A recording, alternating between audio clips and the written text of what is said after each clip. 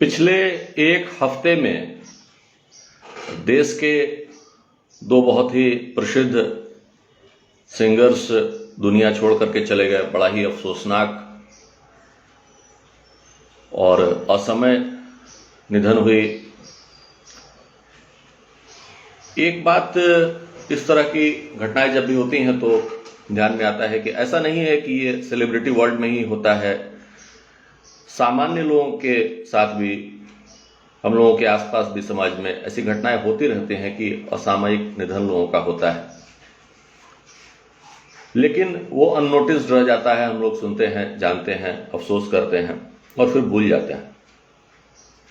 Celebrities के बारे में थोड़ा बातें मीडिया में आती हैं तो ज्यादा चर्चा होती है, लेकिन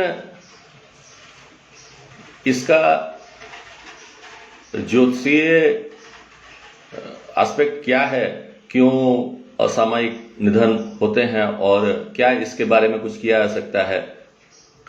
तो ज्योतिष शास्त्र का जो फंडामेंटल कहना है वो ये है कि किसी भी बच्चे का जब जन्म होता है तो सबसे पहले उसकी कुंडली दिखलाइए और सबसे पहले आयु को देख लीजिए, क्योंकि आप कितने भी सक्सेसफुल हों, किसी भी जॉब में जाएं, किसी भी प्रोफेशन में जाएं, कितना भी एजुकेशन लें, सबसे महत्वपूर्ण है कि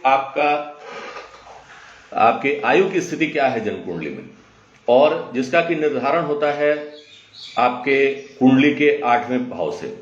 अगर 8वें भाव का मालिक नीच राशि में, ये बिल्कुल मैं एक बेसिक चीज बता रहा हूं, ऐसे और भी बहुत सारे फैक्टर्स हो सकते हैं, लेकिन एक जो सबसे ज्यादा जो मैंने देखा है अपने 16-17 साल के अनुभव में, कि अगर आयु स्थान मतलब कि 8वें घर का जो भी ग्रह मालिक बन रहा है वो अगर अपने नीच राशि में हो तो फिर आयु पूर्ण नहीं होती है, और इस तरह की दुर्घटनाएं, इस तरह की असामयिक निधन की घटनाएं जिस भी व्यक्ति के चार्ट में ऐसा है, जिस भी व्यक्ति की कुंडली में ऐसा है, उसको फेस करना पड़ता है और उससे पूरा परिवार और उनसे जुड़े सारे लोग अफेक्टेड होते हैं। तो बहुत जरूरी है कि कुंडली की जांच करवा लें, और अगर आप खुद से भी जांच करना चाहें तो मैं चाहता हूं कि आपको एक बड़ा ही आसान मेथड बता दूं, जिससे कि आपको कहीं जाना ना पड़े। आप खुद से ही अपने कुंडली की जांच करके समझ लें कि आपके आयु की स्थिति कमजोर तो नहीं है। बस इतना ही देखना है फिलहाल तो कि कमजोर तो नहीं है, और अगर है तो उससे संबंधित जो कुछ उपाय हो सकते हैं उसे कर लें। तो सबसे पहले इसके लिए आपको करना क्या होगा कि प्ले स्टोर में जाकर के जन्म कुंडली से संबंधित बहुत सारे सॉफ्टवेयर अवेलेबल हैं आज के डेट में।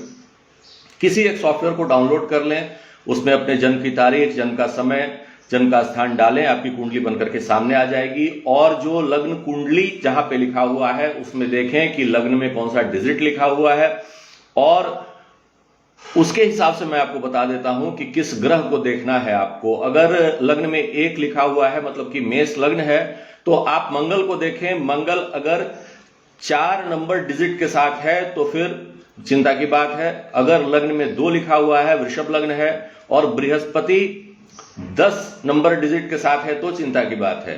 अगर लग्न में 3 लिखा हुआ है, मिथुन लग्न है, और शनि अगर 1 नंबर डिजिट के साथ है तो फिर चिंता की बात है। कर्क लग्न है, 4 नंबर अगर लग्न में लिखा हुआ है और शनि 1 नंबर डिजिट के साथ है तो चिंता की बात है।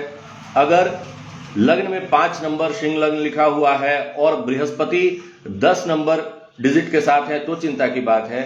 अगर कन्या लग्न है, 6 नंबर लिखा हुआ है और मंगल 4 नंबर डिजिट के साथ है तो चिंता की बात है।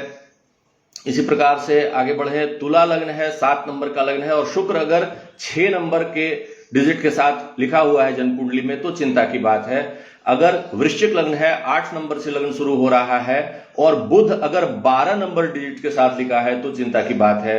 अगर धनु लग्न है, 9 नंबर से शुरू हो रहा है लग्न, और चंद्रमा अगर 8 नंबर डिजिट के साथ लिखा हुआ है तो चिंता की बात है। और फिर आगे बढ़े, मकर लग्न 10 नंबर का लग्न है, और उसमें अगर सूर्य 7 नंबर डिजिट के साथ लिखे हुए हैं तो ये चिंता की बात है आपके लिए।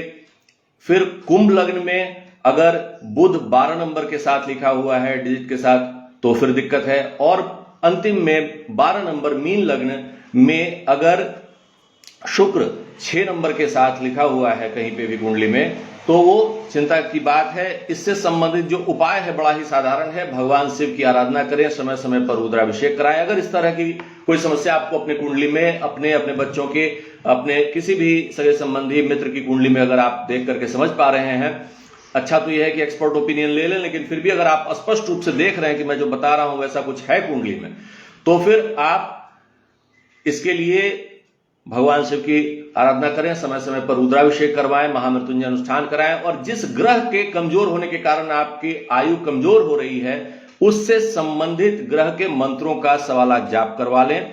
और ऐसा करने से आप देखेंगे कि इस तरह के असामयिक घटनाओं का सामना आपको नहीं करना पड़ेगा। धन्यवाद।